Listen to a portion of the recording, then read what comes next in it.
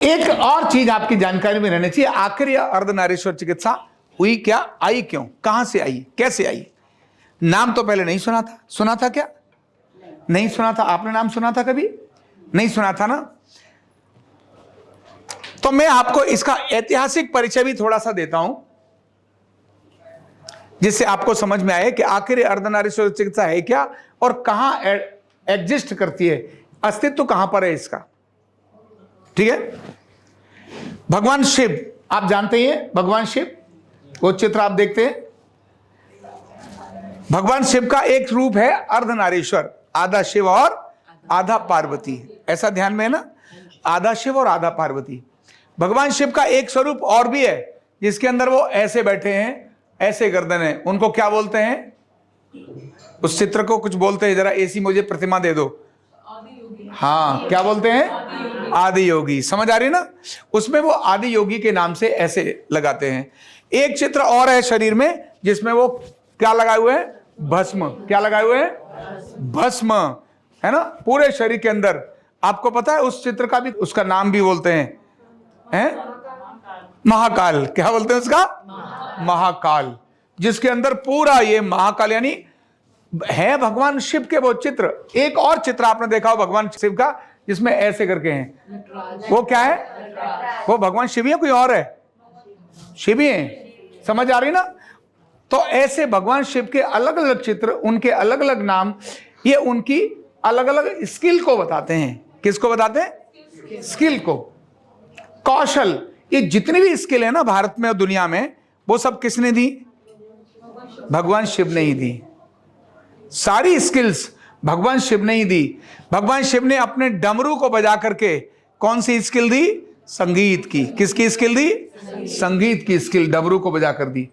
नृत्य की स्किल दी उन्होंने।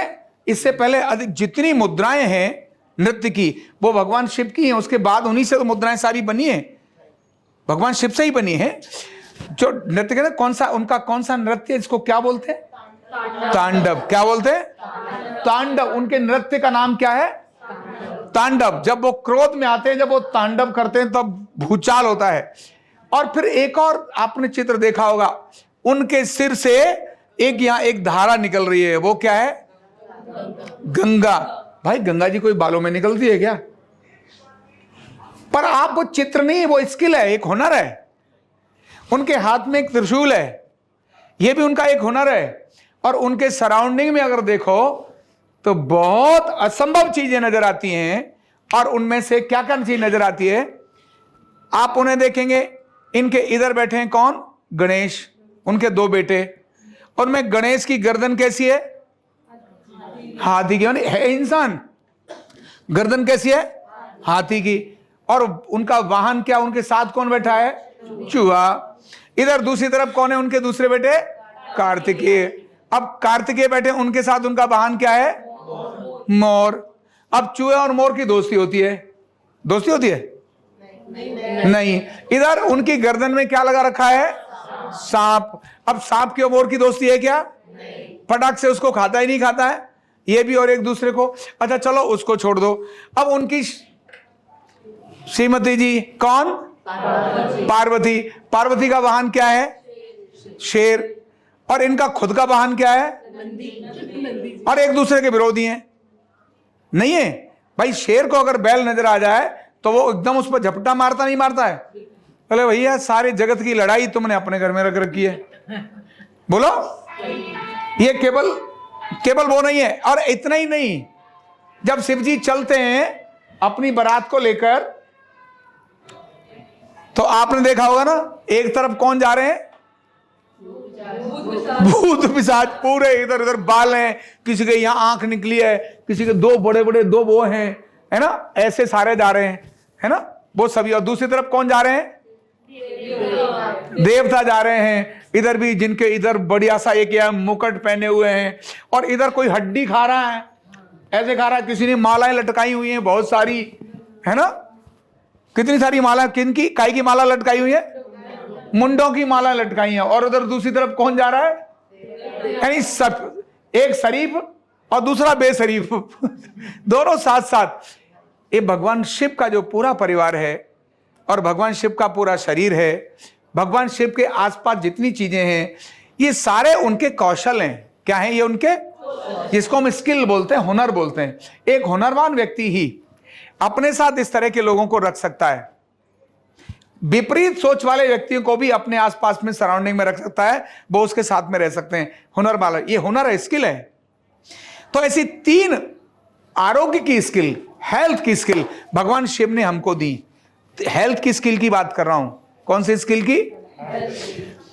जिसमें आरोग्य मिलता है, उनमें पहली स्किल का नाम लिखो योग विद्या। कौन सी? योग विद्या। जो शरीर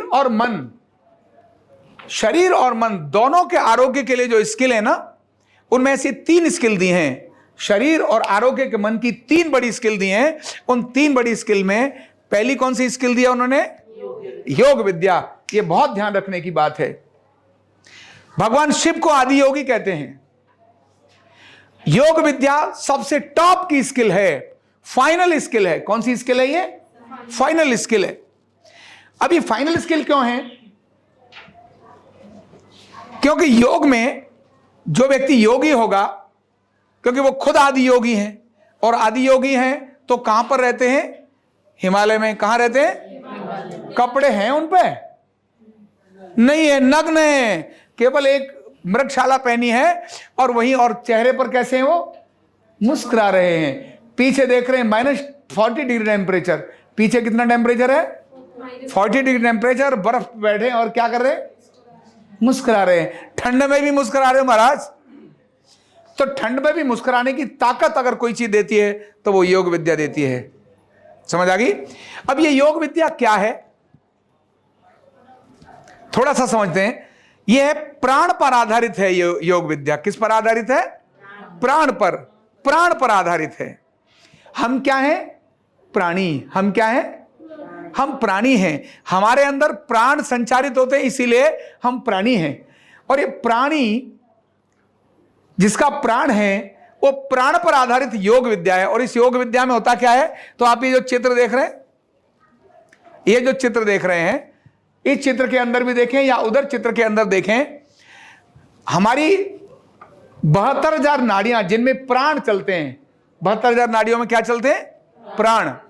एक इड़ा नाड़ी है, दूसरी पिंगला नाड़ी है। कौन सी नाड़ी है? तो भगवान शिव ने योग विद्या जो दी है वो इड़ा और पिंगला की बैलेंसिंग दी है। क्या दी है? योग का मतलब है इड़ा और पिंगला की बैलेंसिंग।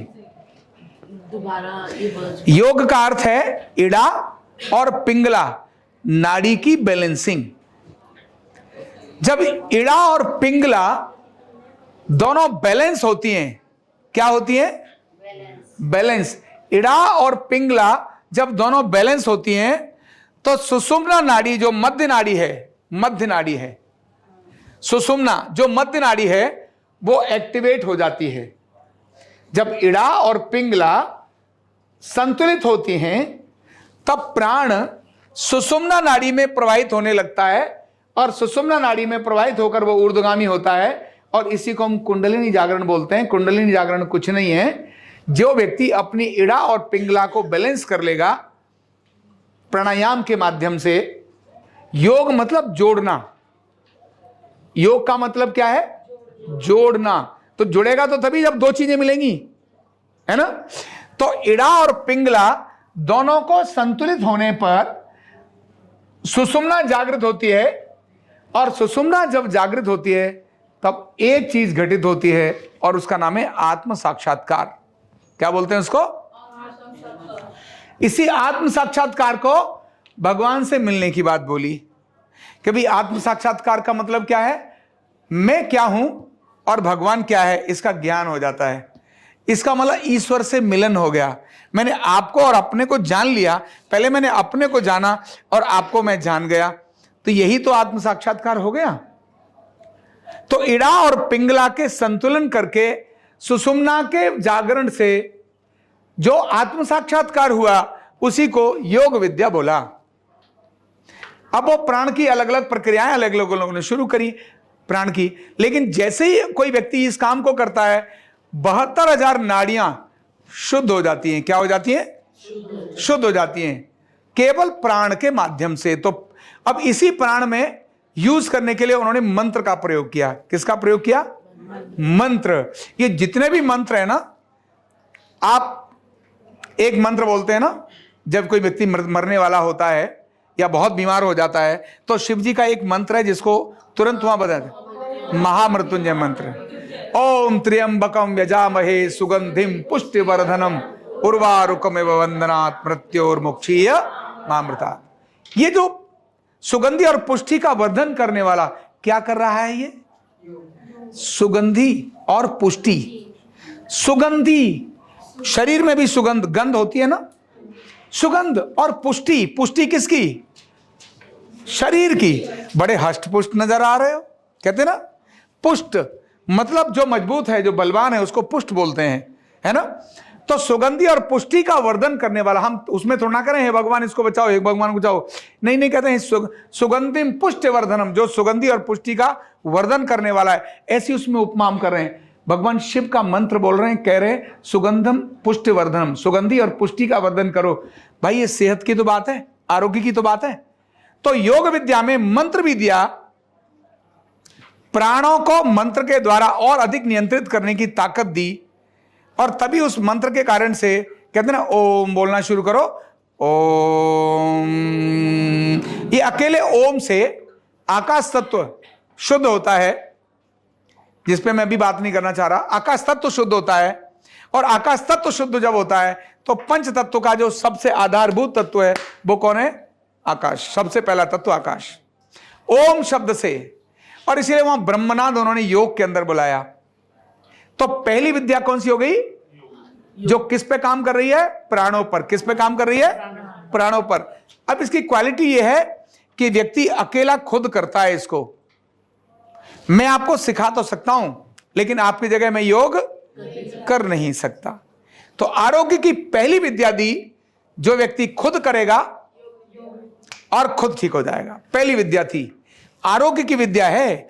आप योग करना शुरू करिए, प्राणायाम करना शुरू करिए, आपकी A to Z सारी बीमारियां धुल जाती हैं। क्या बोल रहा हूं मैं? ला इलाज बीमारियां। जब कोई व्यक्ति कह दे अब इनका कुछ नहीं हो सकता, आप उसको योग और प्राणायाम पर छोड़ दीजिए। केवल योग और प्राणायाम व्यक्ति करना शुरू करें। मैं लिख कर देता हूं। प्रारब्ध की बात तो अलग है, लेकिन ये प्रारब्ध को भी काटने की ताकत रखता है योग, क्योंकि यह आत्म साक्षात्कार की बात करता है। आत्म साक्षात्कार से सारे प्रारब्ध खत्म हो जाते हैं। जो व्यक्ति बहुत पापी थे, एक वैश्या थी, लेकिन उसने जब योग करना शुरू कर दिया, भगवान का नाम लेना शुरू कर दिया, तो वो वैश्या, नाम क्या था उसका पता है? गणिका। क्या नाम था उसका? इतिहास में आती है गणिका। आप अक्षरधाम चले जाओ, वो तोते को सिखाती थी राम का नाम। अभी तो थी वैश्या, लेकिन राम का नाम सिखाने लगी। राम का नाम सिखाने लगी मतलब मंत्र आना शुरू हो गया। मंत्र आना शुरू हो गया मतलब प्राण साधना हो गई शुरू। वो उसको भगवान मिल गए। कौन मिल गए? सारी जिंदगी उसने अपराध किया, उसकी भगवान की प्राप्ति हो गई। एक दूसरा बंदा और था, इसका नाम था कसाई। उसका नाम क्या था? वो जानते हो नाम उसका? बदन कसाई। नाम क्या था उसका? बदन नाम का कसाई। वो रोज ही काटता था। सारी जिंदगी उसने पाप और अत्याचार किए। एक तीसरा नाम और व्यक्ति था जो हमेशा मारता और काटता था। उसने बाद में मरा मरा मरा मरा बोलना शुरू किया। कौन था वो? वाल्मीकि। सारी जिंदगी तो उन्होंने मारा काटा। उन्होंने कहा भाई मेरे से आता ही नहीं है। कितने अत्याचार और कितने पाप किए, लेकिन उस बंदे ने भी क्या करना शुरू किया? मरा मरा मरा मरा योग में आ गया। कहां पर आ गया वो? योग में आ गया। मरा मरा मरा मरा मरा राम राम राम राम राम राम राम राम राम राम राम राम बोलते बोलते वो कौन बन गए? महर्षि भगवान महर्षि वाल्मीकि। किसने बना दिया? योग विद्या। इतनी प्रबल विद्या योग विद्या, जिसने कर्मों के बंधनों को भी काट दिया। बीमारी की तो बात क्या है। ऐसी अद्भुत विद्या भगवान शिव ने दी, उसका नाम था योग विद्या। पहली विद्या दी।